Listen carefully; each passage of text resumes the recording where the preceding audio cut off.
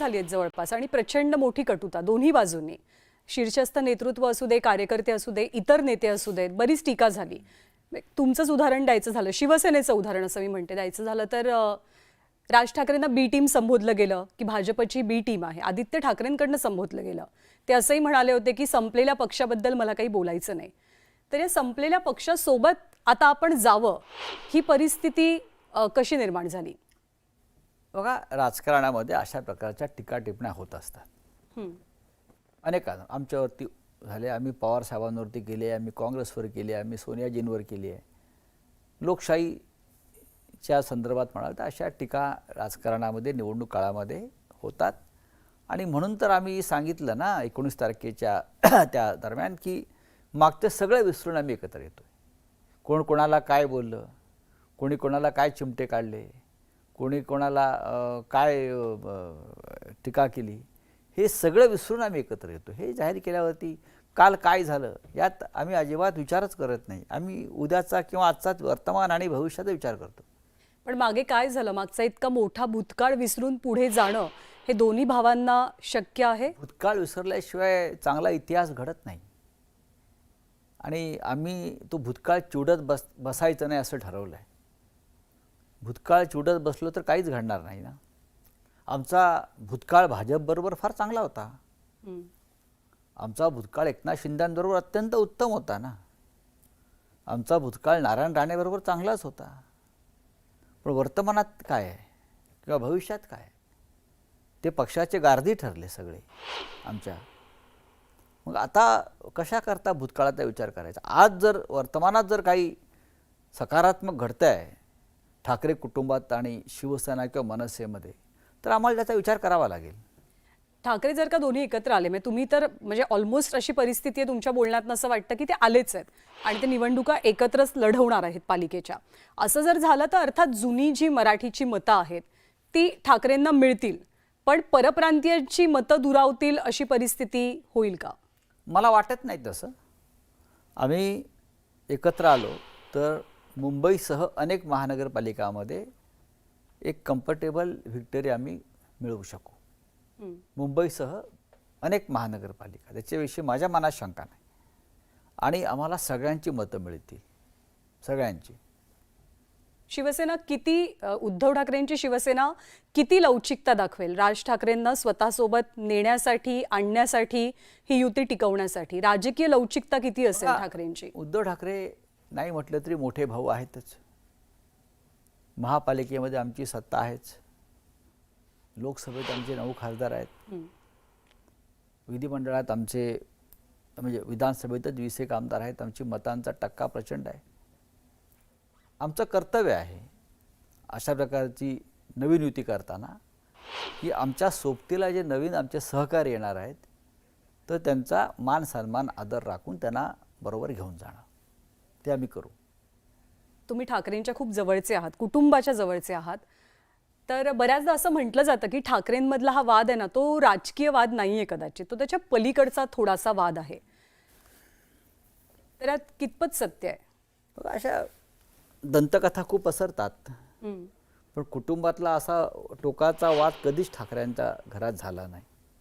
मी ठाकरेंच्या घरामध्ये बघितलं की बाळासाहेब ठाकरे असतील किंवा त्यांचे बंधूमध्ये राजसाहेबांचे वडील श्रीकांत ठाकरे यांच्यातलं राम लक्ष्मणाचं नातं मी पाहिलेलं आहे. आणि एकमेकांना संघर्षाच्या काळात कसे उभे होते पाठीशी तेही पाहिलं आहे. उद्धव आणि राज ठाकरे यांच्यातलं सुद्धा मी नातं फार जवळून पाहिलेलं आहे आणि ते सुद्धा त्याच पद्धतीचं मी नातं पाहिलेला माणूस आहे. तर हे कौटुंबिक वगैरे गोष्टी आहेत, या दंतकथा आहेत, त्याच्यावरती मी विश्वास ठेवत नाही.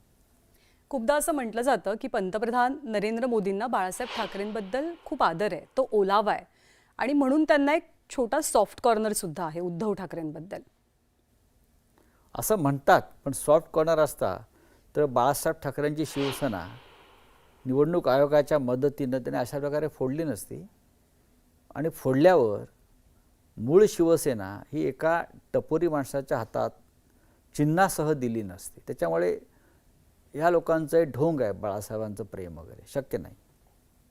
ते त्यांचं आहे पण इतरांचं नाही असं म्हणतात म्हणून कदाचित हे झालं असावं. मला असं वाटत नाही. शेवटी शिवसेना हा बाळासाहेब ठाकरेंचा पक्ष आहे. उद्धव ठाकरे त्यांचे चिरंजीव आहेत. बाळासाहेबांनी त्यांच्या हयातीत हा पक्ष उद्धव ठाकरेंना सोपवला. उद्धव ठाकरे सुद्धा अनेक वर्ष भाजपबरोबर त्यांनी काम केलं आहे. बरोबर, काही मतभेद झाले असतील याचा अर्थ असा नाही की तो मूळ पक्ष बाळासाहेब ठाकरेंचा अशा एका व्यक्तीच्या हातात द्यावा ज्याचा पक्षाच्या जन्माशी काही संबंध नाही, विचारांशी संबंध नाही. तो फक्त तुमच्याकडे गुलामी करतो, तो तुमचं ऐकतो म्हणून त्याला तो पक्ष देणं हा खूप मोठा अपराध आहे. ते शरद पवारांच्या बाबतीत. शरद पवारांनी पक्ष स्थापन केला. आज ते हयात आहेत, पक्षाचे निर्माते, स्थापना करणारे.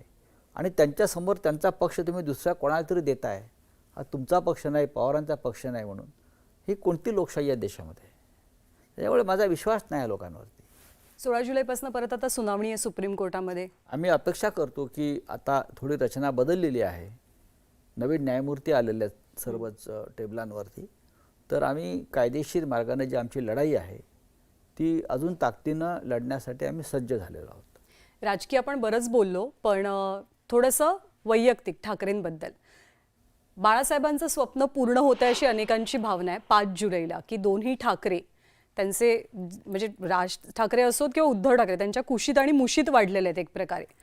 ते दोघं एकत्र दिसणार आहेत. बाळासाहेबांची काय इच्छा होती या दोघांबद्दल? बाळासाहेबांची इच्छा तर तुमच्याशी कधी बोलले होते ते? 100% बोललेले आहेत. बाळासाहेबांचा आणि माझा खूप जिव्हाळा होता.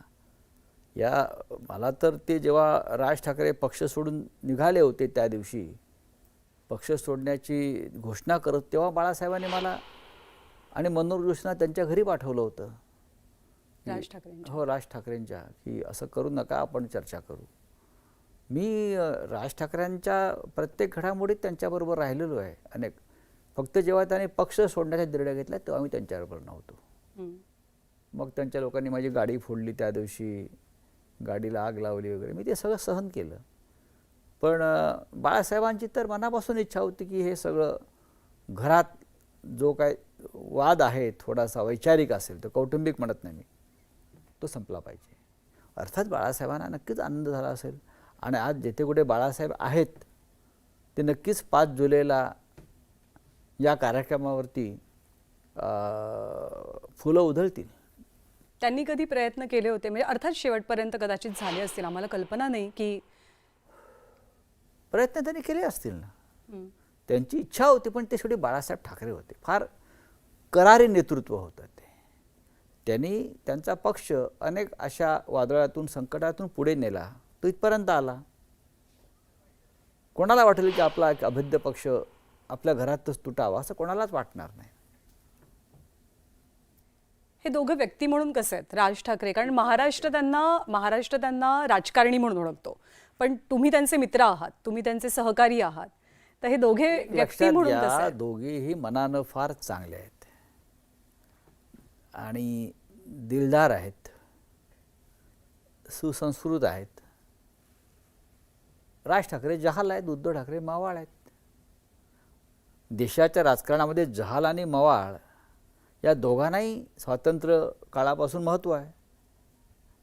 हा आपल्या आपल्या स्वभावानुसार आणि कार्यपद्धतीनुसार काम करण्याचा प्रश्न आहे.